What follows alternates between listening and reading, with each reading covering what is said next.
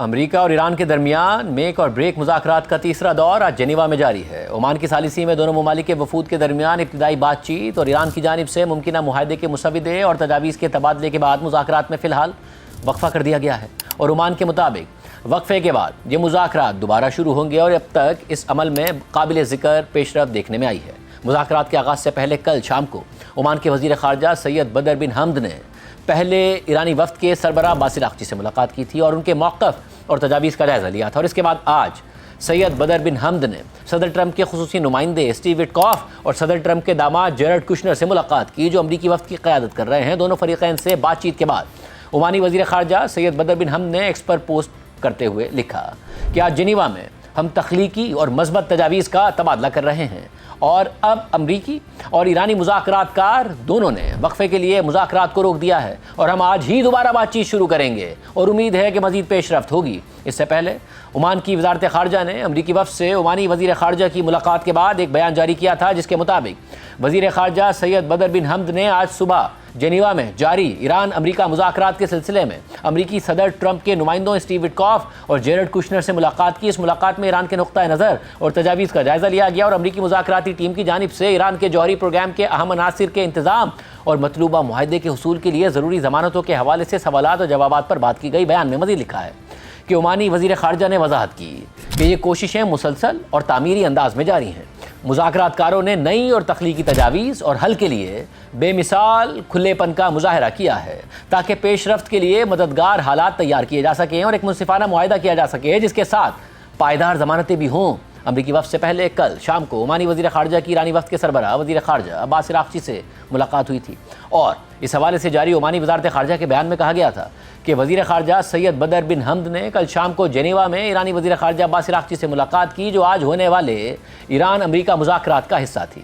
دونوں وزرائے خارجہ نے تازہ ترین پیش رفت پر تبادلہ خیال کیا اور ایران کے ویژن اور تجاویز کا جائزہ لیا، جو ایران کے جوہری معاملے پر معاہدے تک پہنچنے کے لیے پیش کی جائیں گی، تاکہ مذاکرات کے گزشتہ دور میں طے شدہ بنیادی اصولوں پر عمل کیا جا سکے۔ اس دوران عمانی وزیر خارجہ نے عمان کی مسلسل وابستگی کو اس بات کے لیے یقینی قرار دیا کہ ان مذاکرات میں دونوں فریقین کے نقطہ نظر کو قریب لانے اور ایران کے جوہری پروگرام اور اس کے مستقبل کے حوالے سے قابل قبول اور پائیدار حل تک رہنمائی فراہم کرنے کے لیے تعاون جاری رہے۔ اس ساری صورتحال میں ایران کی سرکاری خبر رساں ایجنسی ارنا نیوز کے مطابق امریکی اور ایرانی وفود جنیوا میں عمانی سفیر کی رہائش گاہ سے تقریباً 3 گھنٹے کی بات چیت کے بعد روانہ ہو گئے ہیں۔ ارنا نیوز کے مطابق ایران کے وزارت خارجہ کے ایک ترجمان نے کہا ہے کہ تقریباً 3 گھنٹے جاری مذاکرات کے دوران جوہری پروگرام اور پابندیاں ختم کرنے کے حوالے سے اہم تجاویز پیش کی گئیں، اور یہ مذاکرات بہت سنجیدہ تھے۔ ایرانی وزارت خارجہ کے ترجمان نے مزید کہا کہ مذاکرات میں ایسی تجاویز پیش کی گئی ہیں جن کے لیے اپنی حکومتوں سے مشاورت ضروری ہے۔ ایرانی وزارت خارجہ کے ترجمان نے مزید کہا کہ ہم جنیوا میں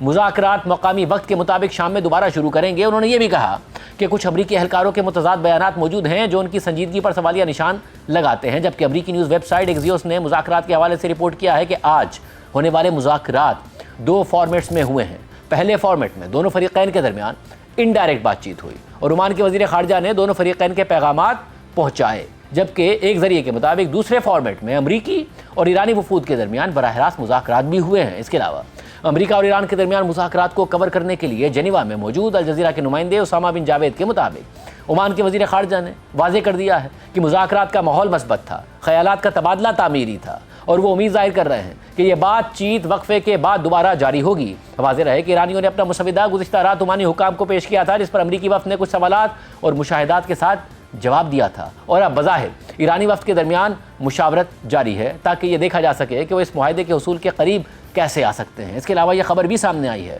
کہ انٹرنیشنل اٹامک انرجی ایجنسی کے سربراہ رافیل گروسی بھی ان مذاکرات میں شریک ہیں، اور وہ ان مذاکرات میں تکنیکی مبصر کا کردار ادا کر رہے ہیں تاکہ بات چیت کو زیادہ درست اور سنجیدہ انداز میں آگے بڑھایا جا سکے۔ اور آج عمانی وزیر خارجہ سید بدر بن حمد کی ان سے ملاقات بھی ہوئی تھی۔ ساری صورتحال میں یہ مذاکرات خطے میں کسی بھی ممکنہ جنگ کے پیش نظر انتہائی اہمیت کے حامل ہیں، جو امریکی صدر ٹرمپ بار بار مذاکرات اور سفارت کاری کو ترجیح دینے کا دعویٰ تو کر رہے ہیں، مگر ساتھ ہی وہ ایران کے خلاف فوجی کارروائی کرنے کا جواز بھی دے رہے ہیں اور مسلسل کارروائی کی دھمکیاں بھی دے رہے ہیں۔ اور اس تناظر میں آج کے مذاکرات کا نتیجہ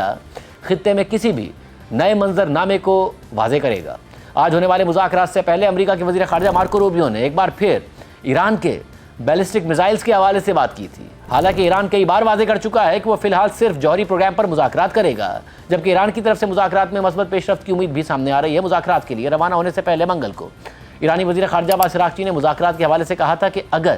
سفارتکاری کو موقع دیا گیا تو جلد امریکہ کے ساتھ ایک معاہدہ ممکن ہے۔ اس کے علاوہ آج ایران کی سپریم نیشنل ڈیفنس کونسل کے سیکرٹری علی شمخانی کا بیان بھی سامنے آیا ہے۔ علی شمخانی نے مذاکرات کے حوالے سے ایکس پر پوسٹ کرتے ہوئے لکھا ہے کہ اگر مذاکرات کا بنیادی مسئلہ یہ ہے کہ ایران جوہری ہتھیار تیار نہ کرے تو یہ ایرانی قیادت کے فتوے اور ایران کے دفاعی نظریے کے مطابق ہے اور فوری معاہدہ ممکن ہے۔ عباس عراقچی کے پاس اس معاہدے کے لیے درکار حمایت اور اختیار دونوں موجود ہیں۔ واضح رہے کہ اس ماہ کے آغاز میں دونوں ممالک نے جوہری پروگرام پر مذاکرات ایسے وقت میں دوبارہ شروع کیے تھے کہ جب امریکہ ایران پر ممکنہ حملوں کے پیش نظر مشرق وسطیٰ میں اپنی فوجی طاقت میں انتہائی بڑے پیمانے پر اضافہ کر رہا ہے، اور صدر ٹرمپ نے 19 فروری کو ایران کو دھمکی دیتے ہوئے ایران کو معاہدہ کرنے کے لیے تقریباً 10 سے 15 دن کی مہلت دی تھی۔